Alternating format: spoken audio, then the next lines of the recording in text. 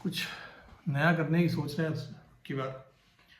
अपनी वीडियो दोबारा देखी तो कुछ कमी सी लगी कि जब आप एक किताब को पूरा पढ़ते हैं और जब उसके बारे में बोलने पे आते हैं तो काफ़ी सारी चीज़ें, काफ़ी तो नहीं लेकिन कुछ कुछ चीज़ें भूल जाते हैं, नहीं उसमें एनालिसिस में पूरा नहीं बता पाते हैं। और बहुत महत्वपूर्ण किताबें पढ़ते हैं, इम्पॉर्टेंट बुक्स हैं जिनको मुझे लगता है कि यार अगर मैं और अच्छे से चीज़ें बता पाता तो कई सारी छोटी छोटी चीज़ें थी जो चैप्टर वाइज नहीं बोल पाए, क्योंकि जाहिर सी बात है 2-3 महीने बाद आपको सबको नहीं याद रहेगा। नोट्स बनाने की मेरी आदत है नहीं कि मैं नोट्स बना के करूँ ये काम। तो इस बार सोच रहे हैं कि कुछ अलग किया जाए, और अलग में ये है कि हम किताब को चैप्टर वाइज एक प्लेलिस्ट बनाएंगे। एक चैप्टर पढ़ेंगे, चैप्टर को पूरा समराइज़ करेंगे, अपनी एनालिसिस देंगे और उस चैप्टर को उसका एक वीडियो बना के, ऐसे जितने चैप्टर उनकी एक प्लेलिस्ट बना के रखेंगे, ताकि जो बहुत महत्वपूर्ण किताबें, नॉवेल्स की बात नहीं कर रहा हूँ लेकिन अच्छी किताबें, साइंस की किताबें जो कि साइंटिस्ट की और जनरल फिलोसफी या तो कोई भी ज्ञानवर्धक चीज़ अगर हम पढ़ते हैं तो वो बहुत ही डिटेल्ड में हमारे पास वीडियो फॉर्मेट में रहे। उसी श्रृंखला में पहला अटेम्प्ट है। मैंने मनुस्मृति के साथ भी ये करने की कोशिश करी थी लेकिन नहीं हो पाया। मुझे लगा कि मुझे फिर से करना चाहिए, क्योंकि मैं कई बार पूरा जस्टिफाई नहीं कर पाता हूँ किताब को अपने उसमें सिंगल रिव्यू में। तो एक किताब शुरू की थी रिचर्ड डॉकिंस की, द सेल्फिश जीन। बहुत ही महत्वपूर्ण लेखक, science public knowledge of science के प्रोफेसर हैं ऑक्सफोर्ड यूनिवर्सिटी के। ये रह चुके हैं, मतलब अब तो रिटायर हो गए। कितनी इम्पोर्टेंट जॉब इन्होंने करी है। इनकी जिम्मेदारी थी कि he is responsible for public knowledge of science and scientific development. मतलब कहने का ये कि ये करंट साइंटिफिक वर्ल्ड में क्या हो रहा है, क्या नए इन्वेंशन हुए हैं, जो भी कुछ नया है उसके बारे में आम जनता तक बात को पहुंचाएं, ये रिचर्ड डॉकिंस की जिम्मेदारी रही है प्रोफेशनली। मुझे ऐसा लगता है कि इससे बढ़िया तो प्रोफेशन ना सरकार कुछ कर सकती है ना कोई और, कि साइंटिफिक नॉलेज को ऐसे रूप में दिखाना, ऐसी किताबें लिखना, ऐसे प्रोग्राम्स बनाना जो कि आम जनता तक पहुंचाए जा सकें और उनको पता हो कि आखिर हो क्या रहा है विज्ञान के जगत में। हमारे यहाँ तो हमें नहीं लगता कोई ऐसा करता भी होगा, है भी या नहीं। अगर आप साइंटिफिक डिस्कवरी चैनल वगैरह देखो भी तो सब बाहर की डॉक्यूमेंट्रीज दिखती हैं, कभी कभार कुछ इंडियन दिख जाता है, लेकिन कोई एक व्यक्ति इसी चीज़ का प्रोफेसर रहा हो। वैसे तो ये बायोलॉजी के रहे हैं, इनको बायोलॉजी इनका विशेषज्ञ हैं बायोलॉजी के। नेचुरल एवोल्यूशन पे तो बहुत ही लिखते हैं, बोलते रहते हैं। रिलीजन के बहुत बड़े क्रिटिक, बिल्कुल ध्वस्त कर देते हैं रिलीजन के कैसे भी आर्गूमेंट को। इनकी पुरानी किताबें में मैंने पढ़ी हैं जिसमें द गॉड डिल्यूजन शामिल है। अब मैंने द सेल्फिश जीन, इनकी सबसे पहली किताब मैंने पढ़नी शुरू की है, पढ़ी तो नहीं है। उसका पहला चैप्टर पूरा हो गया तो मैं सोच रहा हूँ कि अब पहले चैप्टर के बारे में कुछ बना दिया जाए। और इस बार मैं मन से कम और नोट्स बना के ज़्यादा बोलूँगा, ताकि ऐसी किताबों के बारे में लोगों तक बात सही पहुँचे। जो भी मेरे वीडियो को देखे, मैं खुद देखूँ तो बाद में मुझे भी जो कुछ थोड़ा बहुत इसका निष्कर्ष था वो मुझे याद आ जाए तुरंत। इसलिए पहले चैप्टर की एक समरी मैंने तैयार करी जो मैं कहूँगा। सेल्फिश जीन पहला चैप्टर है, वाई आर पीपल। शीर्षक से संबंध नहीं है कोई चैप्टर का। शीर्षक और अध्याय का कंटेंट दोनों एक नहीं, मतलब वाई आर पीपल और जो पूरे चैप्टर में बता रहे हैं वो अलग अलग हैं। 2 बार पढ़ना पड़ा मुझे इसे, कि कहीं कुछ छूट रहा है, लगता है यार क्या है, शीर्षक कुछ है और क्या है, तो मतलब मुझे 2 बार पढ़ना पड़ा। किंतु आखिरी में निष्कर्ष यही निकला कि शीर्षक और अध्याय मेल नहीं खाते। अध्याय के बारे में अगर कुछ कहूं तो कि मिला जुला अध्याय है। कुछ ये बताने की कोशिश कर रहे हैं इसमें, मतलब रिचर्ड डॉकिंस हर वह जानकारी दे रहे हैं जिसके बारे में वह पुस्तक में विस्तार से बताएंगे। जो कुछ भी आगे बोला जाएगा, आगे लिखा गया है किताब में, वो उसके बारे में थोड़ा थोड़ा करके बताया गया है। लेखक ये भी स्पष्ट कर रहे हैं कि ये एवोल्यूशन के सिद्धांत की पैरवी करने की कोशिश नहीं करते हैं। मतलब ये इस किताब में एवोल्यूशन के सिद्धांत के पक्ष में आर्गुमेंट नहीं देंगे। वो इस मानसिकता से ये किताब लिख रहे हैं कि एवोल्यूशन का सिद्धांत उतना ही सच है जितना कि धरती का सूर्य के इर्द गिर्द चक्कर लगाना। तो मतलब ये तो गिवन ट्रूथ है दैट ह्यूमन एवोल्यूशन और नेचुरल सिलेक्शन और evolutionary biology is true, and on the basis of evolutionary biology, Richard Dawkins is going to explain certain things or try to make some points throughout the book. ये भी स्पष्ट करते हैं लेखक इसमें Richard Dawkins की ये स्वार्थ और त्याग का बायोलॉजी और एवोल्यूशन की दृष्टि, स्वार्थ और त्याग, सेल्फिशनेस एंड अल्ट्रुइज्म, इसको बायोलॉजी और एवोल्यूशन की दृष्टि में परखेंगे। लेखक ये भी स्पष्ट कर रहे हैं कि वे ह्यूमन मोरालिटी, मतलब मानवीय क्या कहते हैं मोरालिटी को, जो है मानवीय ह्यूमन मोरालिटी को एवोल्यूशन पर निर्धारित नहीं कर रहे हैं। मतलब हम ये नहीं कह रहे हैं कि हम अपनी इंसान आज की जो हमारी मोरालिटी है वो एवोल्यूशन पर आधारित करें, क्योंकि अगर हम एवोल्यूशन पर आधारित करेंगे तो आज का जो समाज हम विकसित करने चाह रहे हैं उसमें बड़ी कठिनाई होगी। काफ़ी हद तक नेचुरल एवोल्यूशन बहुत निर्दयी है, वो ये नहीं देखता है कि किसके साथ नुकसान हो रहा है या किसको फ़ायदा हो रहा है। वो एक जो चीज़ स्टेबल है उसी को प्रमोट करता है, भले उसमें फिर क्या है अच्छा प्रमोट हो जाए चाहे बुरा प्रमोट हो जाए। अब इसी चीज़ को समझाते हुए रिचर्ड डॉकिंस पूरी किताब में आपको बताएंगे। एक बात जो बहुत इंपॉर्टेंट इसमें रिचर्ड डॉकिंस कह रहे हैं वो ये कि अगर मानवों को अपने हिसाब से एक दयापूर्ण, सबकी मदद करने वाला समाज और किसी के साथ अन्याय न होने वाला समाज बनाना है तो बायोलॉजी और नेचुरल एवोल्यूशन ये कहता है कि इस समाज को बनाने में मानवों को किसी से भी कोई मदद नहीं मिलेगी, प्रकृति से तो बिल्कुल नहीं मिलेगी। दूसरी बात एक और स्पष्ट करना चाहते हैं कि इस पुस्तक में नर्चर वर्सेस नेचर की लड़ाई में नहीं पढ़ना चाहते हैं। मतलब वो ये नहीं कि किसी की प्रवृत्ति क्या है और उसका पालन पोषण कैसा हुआ है, ये इसकी लड़ाई में नहीं पड़ेगी। मतलब अगर कोई एग्जाम्पल देंगे भी तो इसमें नहीं जाएंगे कि यार उसकी प्रवृत्ति थी कि या उसका पालन ऐसे किया गया, मतलब कोई चोरी क्यों करता है ये उसकी प्रवृत्ति है या उसका पालन है, ये इसमें नहीं जाने वाले। ये मानवीय संवेदनाओं को लेकर इसमें बात नहीं करेंगे किताब में।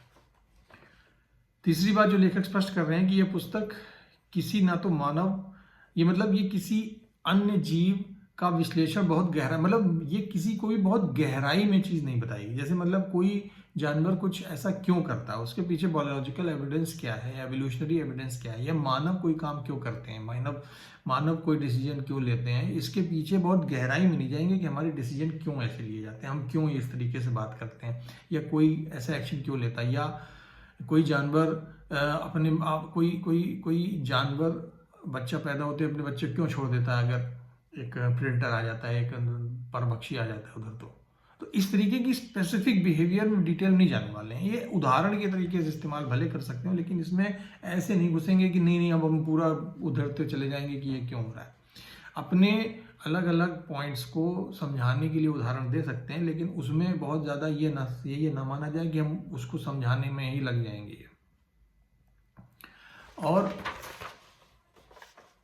अब कुछ स्वार्थ के उदाहरण जैसे उन्होंने प्रस्तुत किए हैं कि इसमें स्वार्थ क्या है। तो इसमें रिचर्ड डॉकिंस ये कहते हैं कि कुछ जीव होते हैं, जैसे इसमें एक जीव का नाम दिया गया ब्लॉक हेडेड गल्स, चिड़िया होती हैं गल्स, ब्लैक हेडेड मतलब इनके काला सिर होता है, बिल्कुल काली काली होती हैं। गुल चिड़िया जो होती, गल जो होती है वो बेसिकली अगर एल्बेट्रोस के प्रजाति की चिड़िया होती है, और ये पक्षी कॉलोनी बना के रहते हैं। मतलब एक कॉलोनी में इकट्ठा मान लो 50,000 पक्षियों की कॉलोनी है, तो वो एक ही बिल्कुल आसपास 1-1 मीटर की दूरी पे घर बनाएंगे घोंसले ज़मीन पे और उसमें रहेंगे।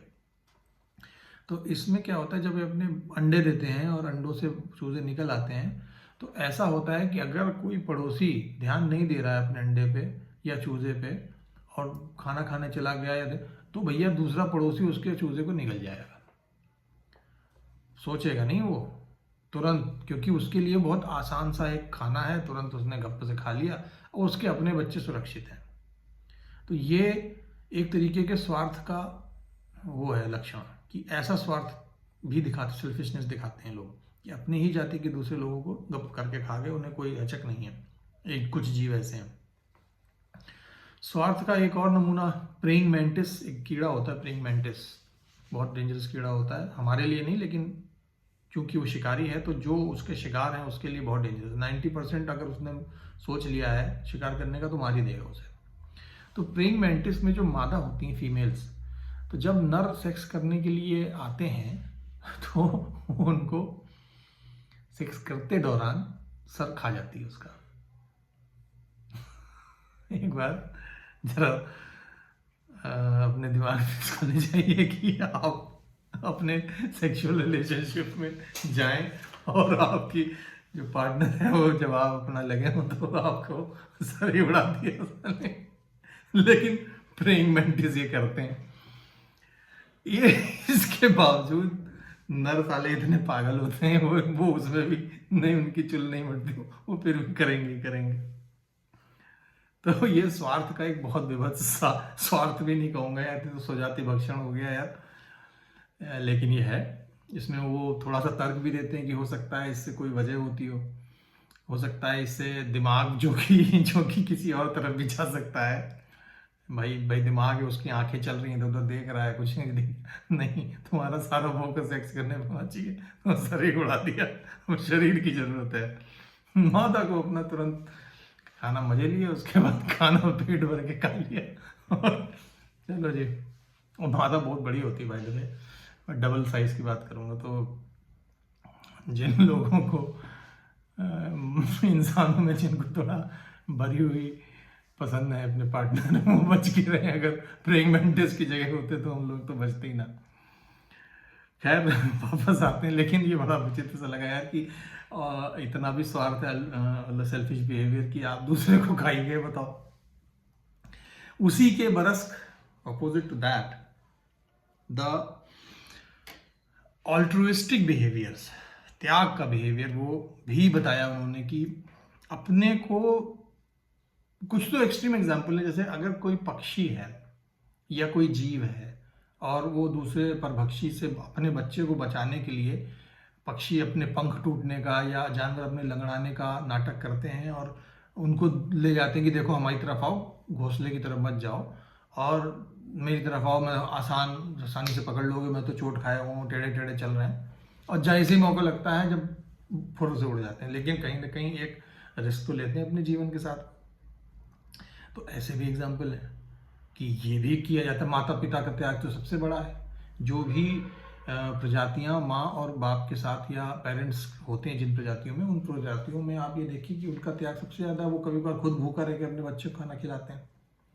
तो ये भी एक अल्ट्रुइस्टिक बिहेवियर है जो कि नेचुरल एवोल्यूशन से आया है। तो ऐसे ऐसे इन्होंने काफ़ी उदाहरण दिए हैं। एक उदाहरण दिया कि मधुमक्खी को जब डंक लगता है तो वो डंक जब वो अपनी कॉलोनी को बचाने के लिए डंक मारती है किसी को, तो उस डंक के साथ उसकी अतड़ियाँ भी बाहर आ जाती हैं। मतलब कहने का ये कि वो ऐसा तीर है कि अगर उसने चला दिया तो मर ही जाएगा, वो खुद भी मर जाएगा, लेकिन वो करती है। ये त्याग वाला बिहेवियर रखती है, ऐसा ऐसा वो उसके अंदर है ये चीज़। तो ये बता रहे हैं कि एक्सट्रीम प्रकृति इवॉल्व हुई है। एक तरफ तो ऐसे बिहेवियर हैं कि मतलब दाव सारों को खाए जा रहे हैं, फीमेल स्पाइडर्स अपने मेल्स का सर खा जाती हैं। और अभी एक चिड़िया की बात करी, मैंने खुद कई बार डॉक्यूमेंट्रीज में देखा है कि हिरन की माँ पैदा बिल्कुल नवजात बच्चे को छोड़ के भाग गई, क्योंकि तेंदुआ आ गया तो उसने कहा भैया बच्चे मैं 100 पैदा कर लूँगी, चलो कोई बात नहीं। तो मतलब कहने का ये कि नेचुरल एवोल्यूशन वो सेल्फिशनेस और अल्ट्रुइज्म दोनों को प्रमोट करता है। यही चीज़ आगे चल के ये अपनी पूरी किताब में, मुझे ऐसा लगता है, बताने वाले हैं। फिर कुछ इन्होंने पहले चैप्टर में, रिचर्ड डॉकिंस ने एवोल्यूशन के इतिहास पर प्रकाश डाला है। कुछ उदाहरण देते हैं जो कि ऐसे लोगों के हैं जिन्हें समूह में सर्वाइवल मतलब इन्होंने कहा कि जब डार्विन ने ये थ्योरी प्रपोज करी, उन्होंने ये भी बताया कि सिर्फ डार्विन ने नहीं करी थी, लेकिन डार्विन का काम सबसे डिटेल था और इसीलिए उनको क्रेडिट भी दिया था। बहुत से लोग इस पे सर्वाइवल ऑफ द फिटेस्ट पे आए थे, लेकिन बहुत से नहीं, मतलब 3-4 लोग, लेकिन डार्विन को इसलिए दिया जाता है क्रेडिट क्योंकि उन्होंने बिल्कुल किताब लिख के प्रॉपर एविडेंस के साथ वो गैलापागोस आइलैंड्स में जाके वो कछुओं और हमिंग बर्ड का सब सैंपल इकट्ठा करना, उन्होंने बहुत डिटेल काम किया था इस चीज़ पे। तो वो ये कहते हैं कि जब डार्विन के बाद थ्योरी पॉपुलर हुई तो कुछ लोग बट गए। जैसे एक सिद्धांत था सर्वाइवल ऑफ द स्पीशीज और एक सिद्धांत था सर्वाइवल ऑफ द जीन, मतलब इंडिविजुअल का सर्वाइवल या स्पीशीज का सर्वाइवल। तो कुछ लोग कुछ क्या काफ़ी हद तक मान्यता ये थी कि स्पीशीज के सर्वाइवल पे नेचुरल सिलेक्शन डिपेंड करता है, मतलब नेचुरल सिलेक्शन स्पीशीज को फेवर करता है ना कि इंडिविजुअल को, जिसको रिचर्ड डॉकिंस खसरे से निकाल देते हैं। वो ये कहते हैं कि इंडिविजुअल सर्वाइवल वो ज़्यादा ज़रूरी है और इसी पे नेचुरल एवोल्यूशन निर्भर करता है, मतलब सर्वाइवल इंडिविजुअल पे डिपेंड करता है। आप अपने लेवल पे रखेंगे त्याग और त्याग क्या सेल्फिशनेस एंड अल्ट्रुइज्म, स्वार्थ और त्याग, ये प्रजाति के ऊपर नहीं, समूह के ऊपर नहीं, आप अपने अपने तक होता है। और उसमें भी और डिटेल अंदर तक जाते हैं कि स्वयं, मतलब मैं बड़ा यूनिट नहीं, और छोटे लेवल पे सेल मॉलिक्यूल जेनेटिक मॉलिक्यूल के लेवल पे ये बिहेवियर अंदर होता है। तो वो आखिरी में ग्रुप सिलेक्शन थ्योरी को पूरी तौर पे नकार देते हैं। मुझे तो ग्रुप सिलेक्शन थ्योरी के बारे में पता ही नहीं था, तो मैं ये मेरे लिए कोई बड़ा पॉइंट नहीं था। कुछ ये भी है कि ये किताब 60 वर्ष हो गए लिखे हुए ने, तो 60 वर्ष पहले जो चीज़ छापी गई है तब कुछ और था, तब तो लोग इस पर भी क्वेश्चन करते थे कि ये है सच ये नहीं है। अब तो वो चीज़ नहीं है, अब तो लोग मान जाते हैं कि नहीं है, हाँ भाई बिल्कुल सही है। तो ये था पहला चैप्टर। अब होपफुली आपको पहले चैप्टर के, मुझे भी पहले चैप्टर के बारे में ज़्यादा याद रहेगा, ज़्यादा चीज़ें मालूम रहेंगी। ऐसे करते करते 20 चैप्टर हैं तो 20 वीडियो भी बनेंगे, ज़्यादा वीडियो बनेंगे, और मुझे कम से कम किताब के बारे में कुछ डिटेल रहेगी। जब भी देखूंगा तो द सेल्फिश जीन पूरी तौर पे याद आ जाएगी। किताब बहुत बढ़िया है द सेल्फिश जीन, इतनी मोटी किताब है, लेकिन मैं तो ऑलरेडी तीसरे चैप्टर पे हूँ। बोलने के लिए टाइम लगता है, पूरा वीडियो सेटअप बनाना पड़ता है, पढ़ने में थोड़ी ना होता है। तो जल्दी ही सेकंड वीडियो का भी मैं बनाऊंगा और आपके सामने प्रस्तुत करूंगा। देखिए और बताइए, अगर कोई बताना चाहते हैं, कुछ कमेंट करना चाहते हैं तो करिएगा भाई।